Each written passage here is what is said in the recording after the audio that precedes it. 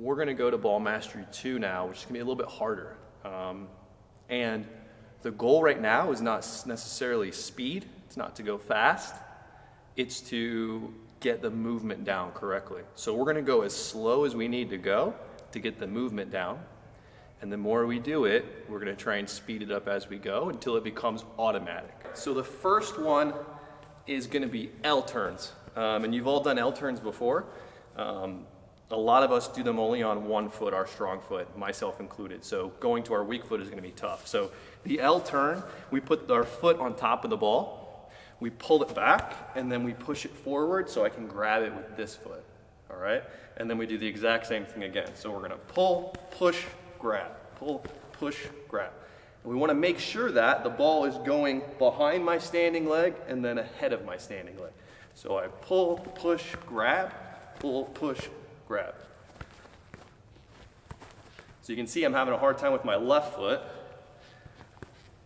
getting that right foot out of the way. So again, we're gonna go just work through it, and then we can put our 30 seconds on and go from there. So I'm gonna work through this right now.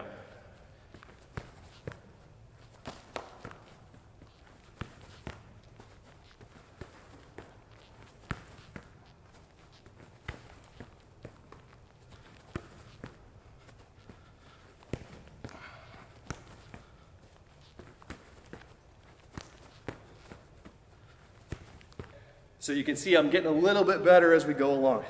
So now that I've got it down, somewhat, we're gonna add time and we're gonna count, and then that'll be our standard that we're gonna try to beat. I'm still not gonna go 100 miles an hour.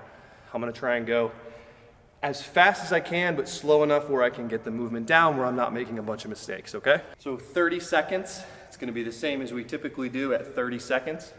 And I'm gonna count every pull and push. So every time I pull the ball, that's 1, and then push it forward, that's 2, pull 3, push 4, okay? Here we go.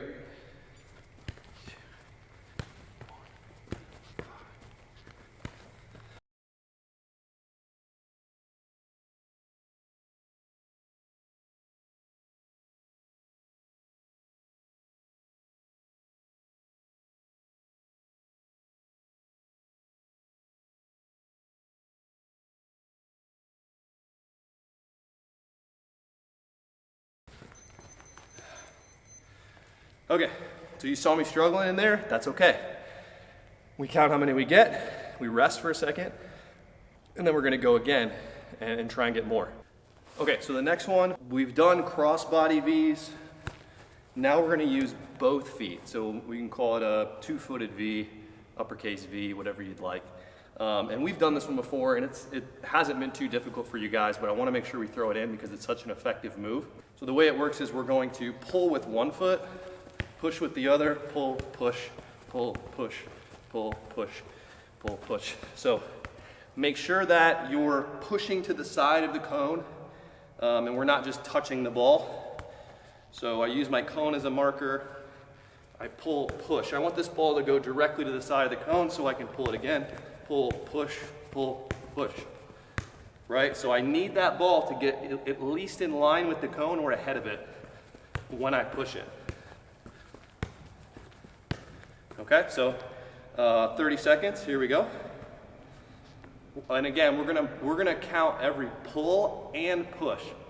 So a little different than the first time. Every pull and push, we count.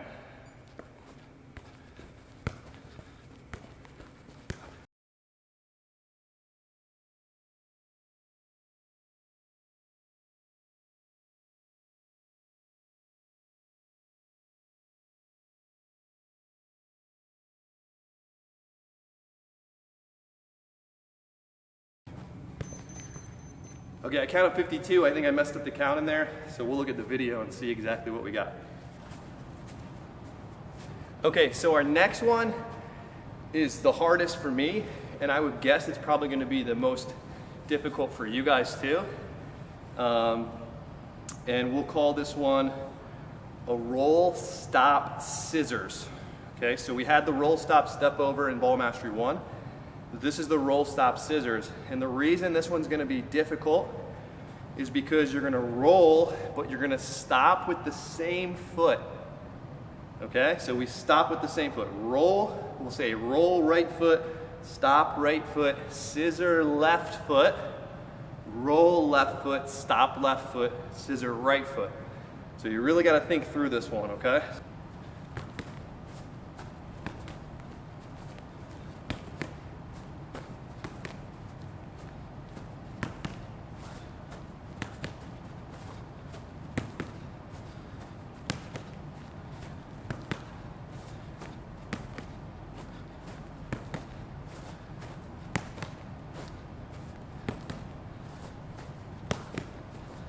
Okay.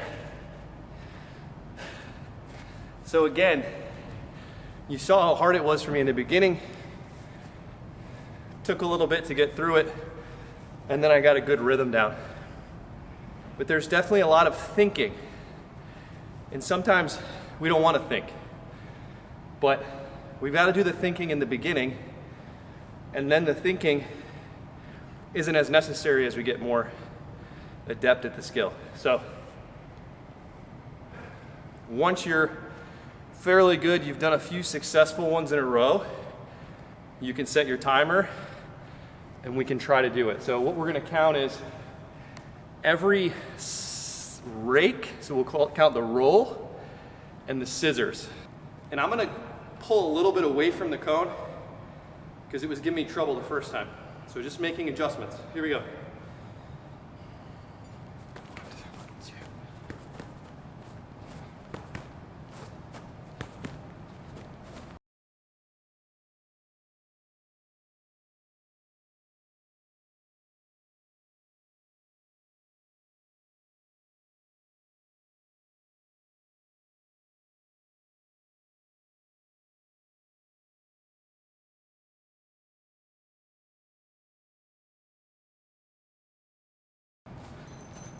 Okay, so after doing that, my advice to you guys would be get somebody else to count for you because it's tough to think through that and count. So that's a fun one though. It's fun. I love learning new stuff and getting better at it. So I just want to take a minute to talk about something called a growth mindset, okay? A growth mindset is knowing that if you work on something, you're going to get better. So the opposite of that is a fixed mindset. A fixed mindset, you say to yourself, I'm not good at this and I never will be, right? People that they just say, well, I'm not good at math. So every time a math test comes up,